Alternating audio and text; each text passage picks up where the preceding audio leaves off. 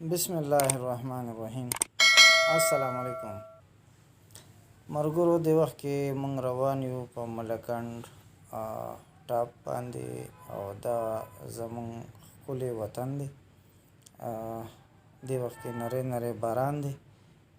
زړه مې وغوښتل چې تاسو سره هم دا ښکلی سین شیر کړم.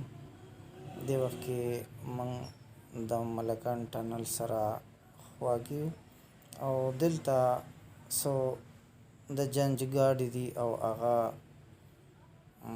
ولاړ دي. د هغې په وجه سره موږ سایډ واخیستو او دا د ملکنډ چې کوم ټنل دی هماغه زوړ حالت کې هماغه زوړ کنډیشن کې دی.